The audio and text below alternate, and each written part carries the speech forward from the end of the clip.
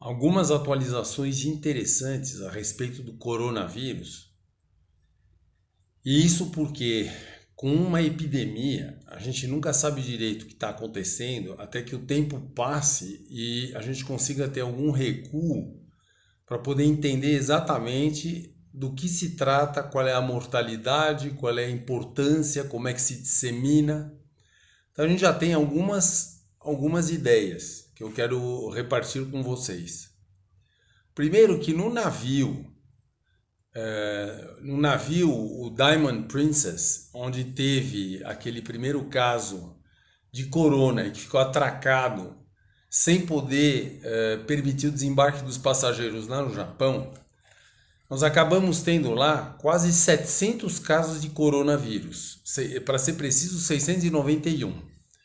Então isso aí dá uma ideia um pouco, eu acho, é um balão de ensaio mais importante, dá uma ideia do que acontece quando a gente tem pacientes com coronavírus em ambientes onde há uma aglomeração. Daí a importância das medidas de não isolamento total, enfim, isolamento quando obviamente há um doente, mas as medidas de contenção da epidemia em geral, evitando aglomerações. As aglomerações favorecem muito a transmissão de doenças infecciosas porque fica todo mundo junto, um em cima do outro. E como essas infecções se transmitem a partir do contato muito próximo, quanto mais próximo a gente estiver, maior a chance de desenvolver alguma coisa. Então eu estava esperando o desfecho do navio para poder mandar notícias e ter uma ideia. Como eu disse, isso parece que transmite relativamente facilmente, porque nós saímos de um caso e chegamos em quase 700. Eu acho que no navio, se eu não me engano, tinha 3.200 pessoas. Agora, precisa ver também em que condições foi feito o isolamento. O isolamento parece que não era muito perfeito, porque na hora das refeições, eu não sei se eles tinham um garçom para levar comida para cada camarote, ou se todo mundo se encontrava no refeitório. E os refeitórios de navios de cruzeiros é um aglomerado enorme de gente, todo mundo ao mesmo tempo. Mas eu acho que mesmo assim, esse número de casos nesse navio dá uma ideia de que a transmissão do coronavírus é relativamente fácil quando há proximidade. Portanto, as medidas de contenção, onde a gente procura evitar aglomerações com jogo de futebol, eventos esportivos, quais sejam, cinemas, enfim, tudo isso vai ter um impacto na disseminação do coronavírus, já que esse navio mostrou que ele se espalha relativamente facilmente. O segundo fato extremamente importante da epidemia, que agora a gente também sabe um pouco melhor, é que agora nós já temos um número de casos fora da China relativamente elevado, são 2.686 casos no mundo até hoje. A gente tinha até agora 500, 600, não dava para ter muita conclusão. Desses 2.686 casos no mundo, morreram 42 pessoas. Isso dá uma taxa de mortalidade de 1,5%, que é muito mais do que a gente tinha, do que eu pessoalmente tinha estimado para a China, que era de 0,55. E como a taxa de mortalidade do H1N1 é mais ou menos 0,10 a 0,15%, isso dá uma taxa de mortalidade 10 vezes maior. Ou seja, é uma coisa um pouco mais séria para a qual a gente tem que estar atento. Desses casos também, o que é preciso saber, dessas 42 pessoas que morreram, quem eram e como foram essas mortes, porque isso acaba determinando muita coisa. Nós temos, por exemplo, dentro do mundo, uns números um pouco assim mal explicados, porque eles destoam completamente. Por exemplo, na Itália, até hoje, são 283 casos com 7 mortes. Taxa de mortalidade 2,4%.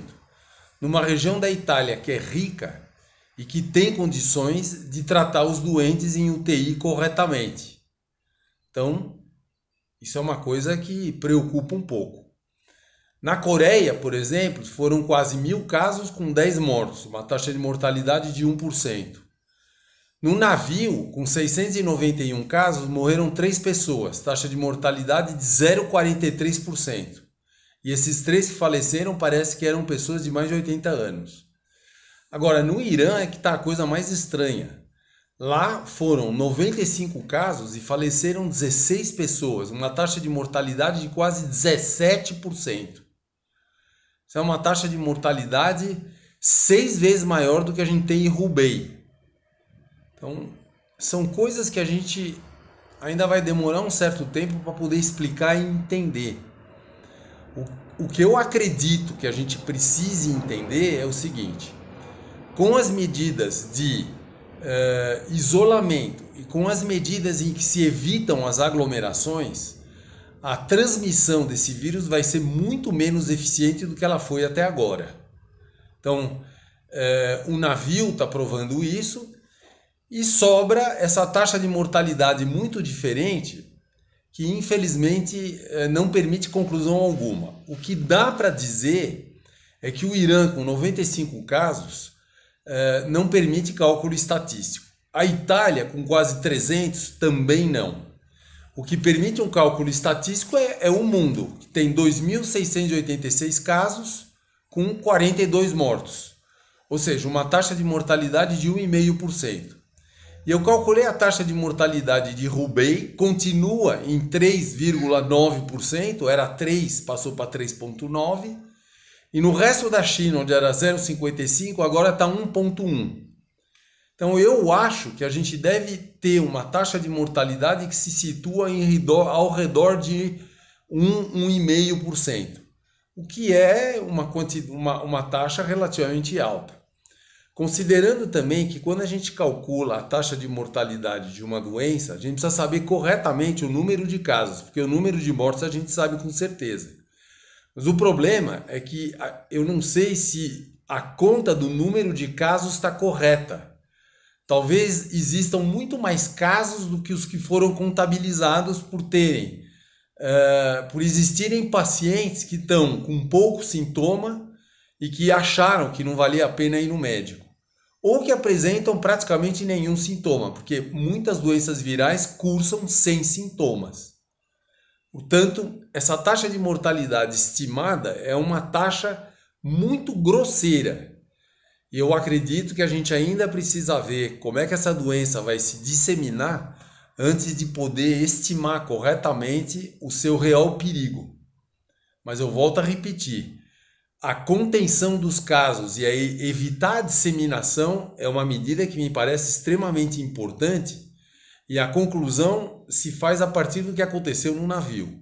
De 1 caso nós chegamos a quase 700, então isso prova que as medidas tanto de isolamento como de contenção de multidões vão ser muito importantes para que a gente possa conter o avanço do vírus.